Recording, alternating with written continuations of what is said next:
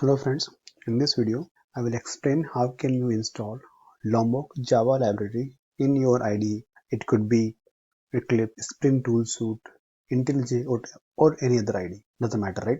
The process will remain same. Okay. Now once you have Lombok installed in your IDE, you can start using the features of Project Lombok. Now what all we can do with Project Lombok, that I will explain in the next video, but I'll just give you a brief idea about the capabilities or what all you can do with Lombok, and I will give you a quick demo as well by end of this video. Alright guys, so that being said, let's begin the video.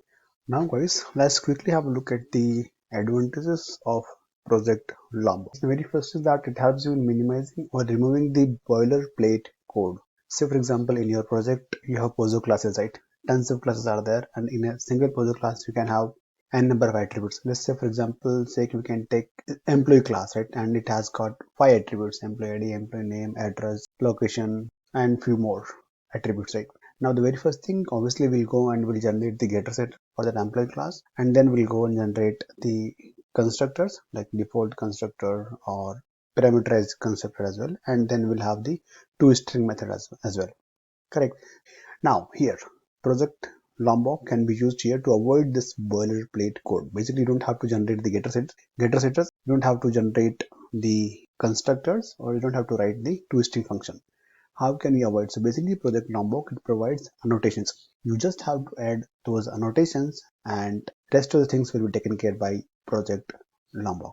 Now very important thing is that Project Lombok adds all these boilerplates code. Obviously, like if you have a Pozo class, right, you can't run your code without having those getter setters. How will you set the values? How will you get the values without the getter setters?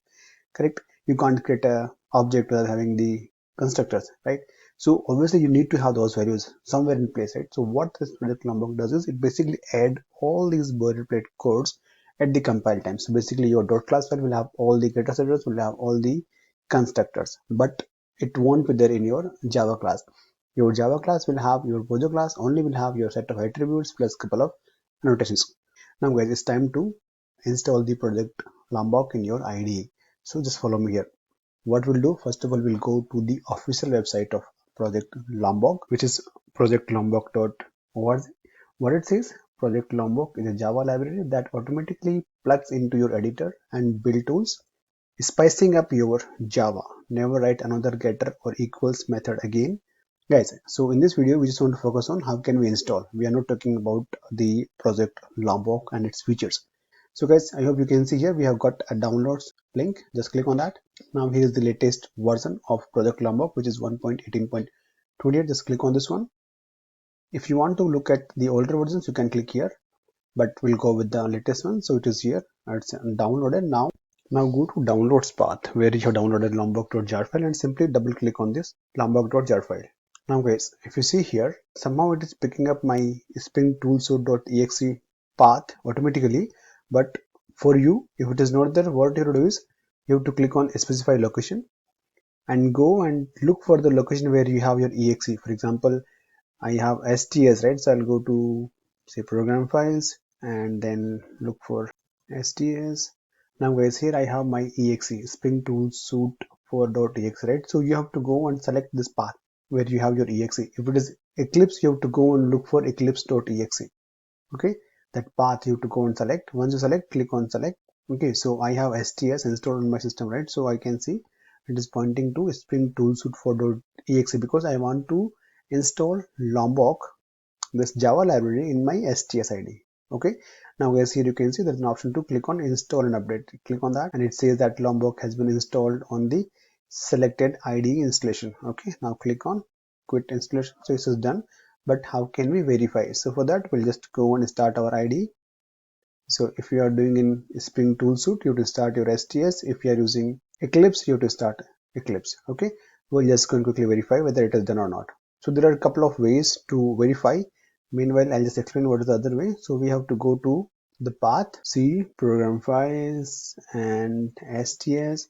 Now as if you see here, there should be a file. Yeah, here Spring Toolsuite 4.ini file, like configuration settings file. Let's go and view this file. So say edit with Notepad++ and we have to scroll down. So guys, here the last line, right? where it says Java agent and then path of the lombok.jar. So what this means that we have installed Lombok successfully, and you can also see the jar file here in this directory itself, lombok.jar file. Okay. What is the other way?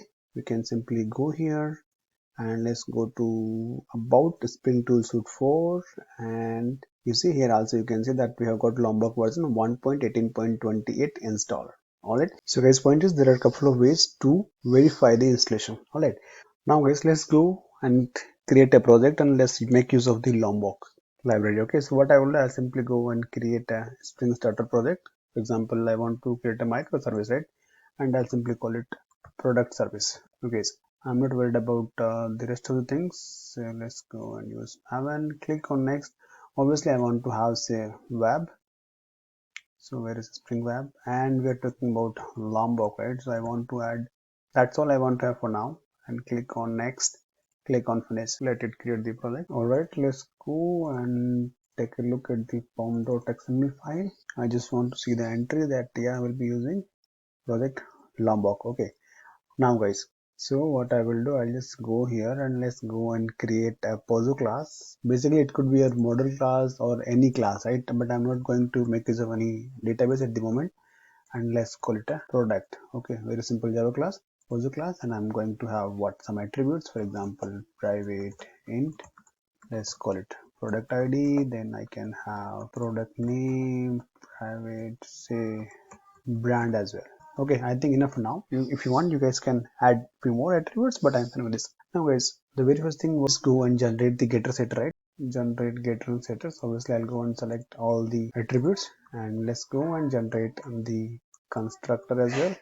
Okay, source, and then say I want to have what, constructor. Let's go and generate a parameterized constructor, and then I just want to have a default constructor as well. So source and then generate constructor using fields. I'll just go on deselect all and then click on generate. So what do I have? We have got attributes, constructor, default constructor, parameterized constructor, and all the getter setter, right? And if I want, I can have say toString as well, just to print the values, right? So generate toString as well with all the parameters. That's all right. So this is pretty much a standard thing which you do with every single pozo class or DTO class or VO, correct? I'll just do one thing. This is the one way of doing thing, right? Now what is the other way? If I am using Lombok, right? How that can be useful? How that can avoid the boilerplate of code? So if I go here, I have got 65 number of lines, right? So what I will do, let's go and create a one more class. Let's call it product, say 2, just for simplicity. Now what I will do, let me just open here and then I'll just get rid of everything from here. I'll just keep the attributes, the rest I'll take out. Say for example, I have to have the getter setter, right? So what I will do, I'm going to use something called annotation @getter. Okay, it is not able to populate. Let me just go and date project. Okay, so now what do you say? Import lombok.getter, right? Say I just want to have the setter as well. Okay.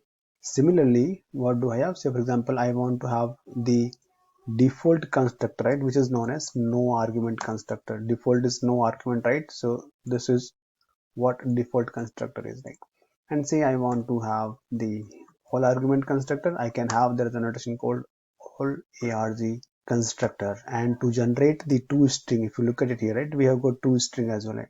So for that there is a notation called @toString. So there are few more annotations that we'll talk about in the next video, but look at this particular class where we have used Lombok. It is just 25 lines of code. That's all. So basically we have avoided the boilerplate code, getter, setters, constructor, toString and all, right? So basically this Lombok library, right, it basically takes care of all getter, setters and constructors and while compiling the code. So dot class file will have all the getter, setters, constructors and everything, like whatever we define here, right? For each annotation there will be a code generated by the Lombok library only, and that will be part of our dot class file. Okay, now guys, there is one more interesting annotation. All these can be, so this, right, getter setters, I can just, let me just comment out if I can. Okay, getter setters and toString, right? Now guys, there's one more interesting annotation called data. So this particular annotation is combination of getter setters, toString and equals and hash code annotation. So basically at the rate data annotation is equivalent to four annotations: getter setters, toString, equals and hash code. So these four can be avoided just by using only one annotation called at the rate data. Control Shift O. So now if I have to get rid of these, obviously my code will be, the number of lines will be reduced, right? I have just got 20 lines now. I hope you guys are getting it right. So guys, this is how you can set up Lombok Java library in your IDE, and then you can start using it. Now guys, in the next video I'll talk about each single annotation provided by Lombok in detail, like how can we use these annotations, and I'll show you the running code as well. But for now I just wanted to explain that how can you go and install the Lombok Java library in your IDE. Alright guys, alright. Thank you guys. I'll see you in the next video.